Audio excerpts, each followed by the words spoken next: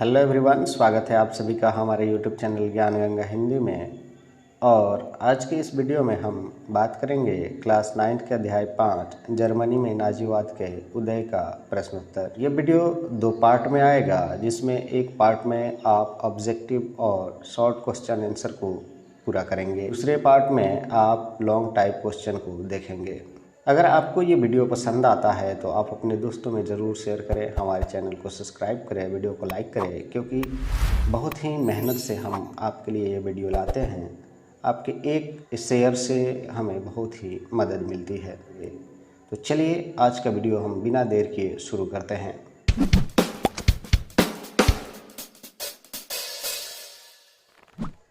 पहला प्रश्न है जो वस्तुनिष्ठ का है, हिटलर का जन्म कहाँ हुआ था? तो 4 ऑप्शन दिए गए हैं, इनमें से सही ऑप्शन को आपको चुनना है। अक्सर लोग चुप कर जाते हैं क्योंकि हिटलर जर्मनी में जो है तानाशाह रहा था, तो लोग जर्मनी को ही चुन लेते हैं, लेकिन गलत। हिटलर का जन्म जो है ऑस्ट्रिया के ब्रौना नामक शहर में हुआ था, तो इसका सही जवाब हो जाएगा ऑस्ट्रिया। हालांकि मैं इसका PDF भी आपको दे दूंगा, जहां से आप इसे डाउनलोड कर सकते हैं। डिस्क्रिप्शन में आपको ये लिंक मिल जाएगा और वहाँ से आप आसानी से इस PDF को प्राप्त कर सकते हैं। दूसरा प्रश्न है, नाजी पार्टी का प्रतीक चिन्ह क्या था? नाजी पार्टी का प्रतीक चिन्ह जो था वो स्वास्तिक था। आगे हम लोग बढ़ते हैं अगले प्रश्न की ओर। मीन कैम्प किसकी रचना है? मीन कैम्प मतलब मेरा संघर्ष।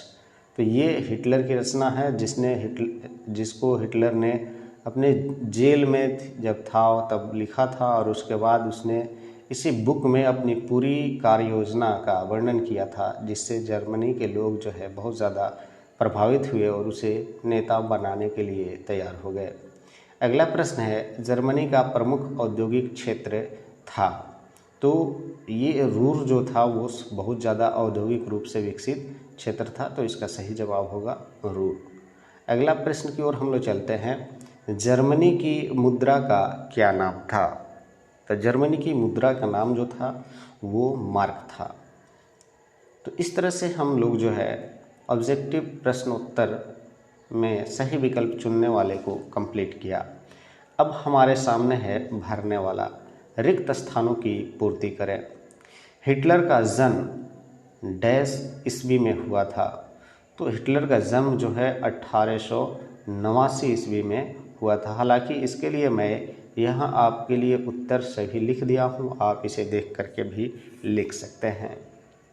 नेक्स्ट प्रश्न है, हिटलर जर्मनी के चांसलर का पद ईस्वी में संभाला? तो 1933 ईस्वी में उसने जो है पद संभाल लिया था।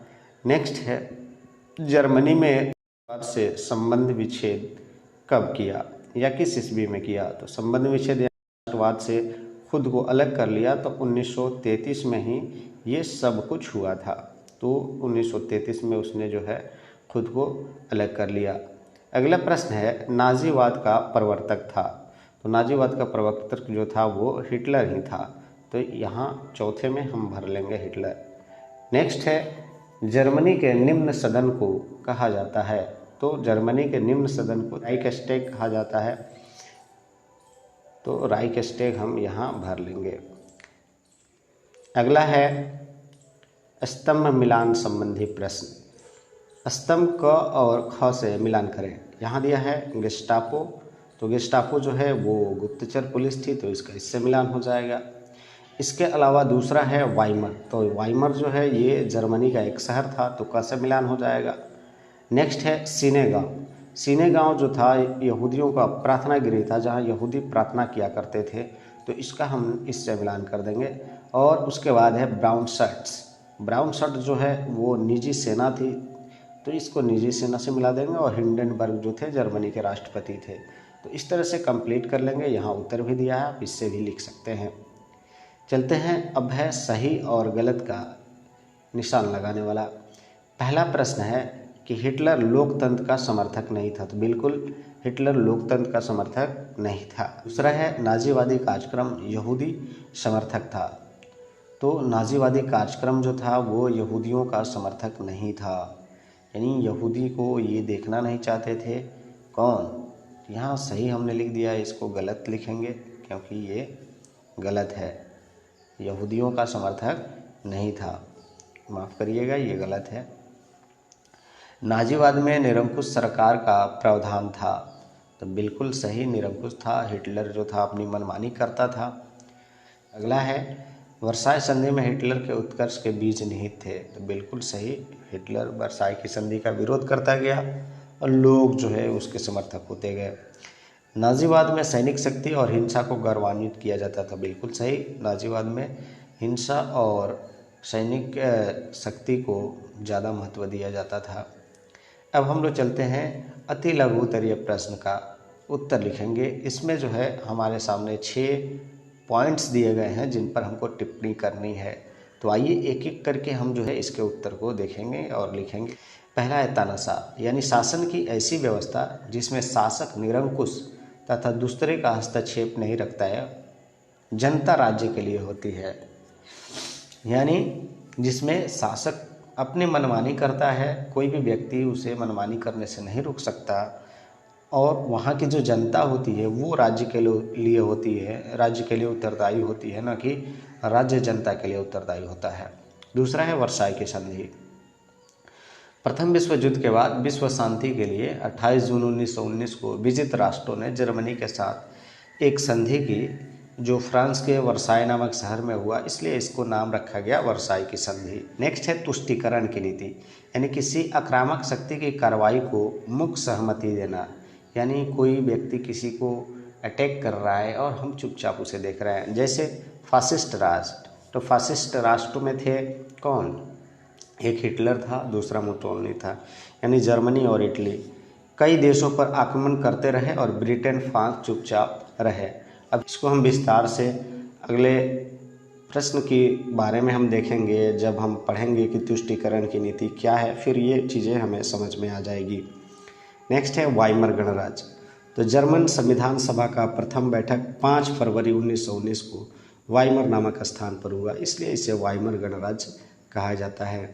यानी जब राजतंत्र की समाप्ति हुई और वहाँ वाइमर नामक स्थान पर पहली संविधान सभा के गठन की चर्चा हुई, तो इसलिए उसका नाम रखा गया वाइमर गणराज्य। नेक्स्ट है साम्यवाद, यानी प्राचीन काल से चली आ रही पूंजीपति पद्धति एवं सामंतवाद को मिटाकर ऐसी शासन व्यवस्था कायम करना जिसमें समानता, स्वतंत्रता और बंधुत्व की भावना का विकास हो, साम्यवाद है। यानी शुरू से जो व्यवस्था चली आ रही थी वो पूंजीवादी थी, जो मालिक थे अमीर होते जा रहे थे और मजदूर गरीब हो जा रहे थे। तो पूंजीवादी और सामंतीवाद, इन दोनों को हटा दिया जाए और जिसमें स्वतंत्रता, समानता और बंधुत्व, यानी सभी लोग बराबर रहें, भाईचारे से रहें और समानता रहे, इस चीज़ को लाने का जो प्रयास किया गया, जो व्यवस्था थी, उसी को साम्यवाद कहा गया। नेक्स्ट है तृतीय राइख। तो हिटलर के चांसलर बनने पर जर्मनी में गणतंत्र की समाप्ति हुई और नात्सी क्रांति का आरंभ हुआ, जिसे हिटलर ने तृतीय राइख का नाम दिया। अब है लघु उत्तरीय प्रश्न। पहला प्रश्न है वर्साई संधि ने हिटलर के उदय की पृष्ठभूमि तैयार की, कैसे? तो इसको हम लिखेंगे वर्साई की संधि ने जर्मनी और हिटलर को उद्वेलित किया। हिटलर ने इसे राज्य मार्ग की डकैती कहा। हिटलर का व्यक्तित्व बड़ा ही आकर्षक और प्रभावोत्पादक था। हिटलर जर्मन जाति की मनोदशा से पूरी तरह परिचित था। वह जानता था कि जर्मनवासी वर्साई की संधि के अपमान को नहीं भूले हैं, अतः अपने भाषणों में वह संधि और संधि करने वालों को नवंबर क्रिमिनल कहना नहीं भूलता। वह यहाँ तक कहता कि वर्साई की संधि पत्र को फाड़ दो। जनता इसके विचारों की ओर और आकृष्ट हुई। जनता इसे अपने राष्ट्रीय अपमान का बदला लेने वाला, एक राष्ट्रीय गौरव की स्थापना करने वाला समझने लगे। इस प्रकार वर्साई की संधि उसके उत्थान की पृष्ठभूमि तैयार कर दी थी। तो कहने का मतलब ये कि संधि जो थी वो हिटलर क्यों जो है उसके उदय में एक कारण बना। तो एक तो हिटलर तो पहले ही आकर्षक व्यक्तित्व का था, उसके बात में जादू था, लोगों को अपनी ओर आकर्षित करता था। तो जब भी वो भाषण देता था वो कहता था कि जर्मनी की जो दशा हुई है उसके लिए केवल और केवल वर्साई की संधि जो है जिम्मेवार है और ये संधि करने वाले जिम्मेवार है। तो लोगों को ये लगने लगा कि जर्मनी की जो खोई हुई प्रतिष्ठा है उसको दिलाने वाला कोई अगर है तो वो है हिटलर, और इसीलिए लोगों ने हिटलर का समर्थन किया। दूसरा प्रश्न है, वाइमर गणराज्य नाजीवाद के उदय में सहायक बना कैसे? यानी वाइमर गणराज्य जो स्थापित हुआ वो किस तरह से हिटलर के उदय के लिए जो है एक तरह से कहा जा सकता है कि मददगार साबित हुआ। तो उत्तर लिखेंगे, प्रथम विश्व युद्ध के बाद जर्मनी में एक क्रांति हुई। जर्मनी का जो सम्राट था कैसर विलियम देश छोड़कर भाग गया और इस तरह से वहाँ राजतंत्र का पतन हो गया और वहाँ गणराज्य की स्थापना हुई। जर्मनी में यह गणराज्य जो है वाइमर गणराज्य के नाम से विख्यात है। हिटलर के उत्थान से पूर्व वहाँ अनेक समस्याएं को जन्म दिया। इसी से वर्साई की संधि पर हस्ताक्षर किए थे। महंगाई और बेरोजगारी बहुत ज़्यादा बढ़ गई थी। महामंदी जब आ गई 1929 में तो और जटिल हो गई। सेना भी असंतुष्ट थी। जनता का मोह जो था इस तरह से ये शासक सरकार जो थी उससे भंग हो गया था। तो उसे हिटलर के रूप में एक अच्छा अवसर मिल गया। उसने जो है गणराज्य का विरोध किया, उसकी असफलताओं को लोगों को बतलाया और इस तरह से जो है नाजीवाद को बढ़ावा मिला। और उसने नाजीवाद को बढ़ावा क्या मिला, नाजीवाद कायम ही कर लिया। कहने का मतलब ये कि वाइमर गणराज्य जब आया तो लोगों को लगा कि चलो राजतंत्र की समाप्ति हुई, अब गणतंत्र आया है तो ज़रूर कुछ अच्छा होगा। लेकिन हालत इतनी ख़राब हो गई थी, वर्साई की जो संधि हो गई थी उससे जर्मनी बहुत ज़्यादा ही पीछे चला गया था और आर्थिक मंदी जो आई वो तो और ज़्यादा जर्मनी के लिए जो है एक तरह से कहा जाए कि आफत साबित हुआ।